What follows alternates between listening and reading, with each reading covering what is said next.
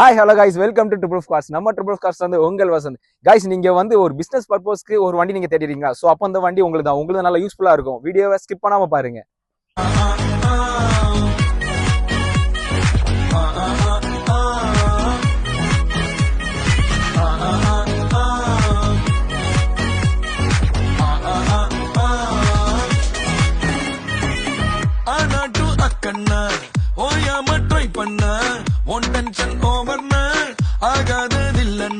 Guys, நீங்களே இந்த வண்டியை பார்த்திருப்பீங்க. மாருதி ஈகோ ஒரு 2022 மாடல் சிங்கிள் ஓனர் கண்டிஷன்ல ஒரு பெட்ரோல் வேரியண்ட்டுங்க.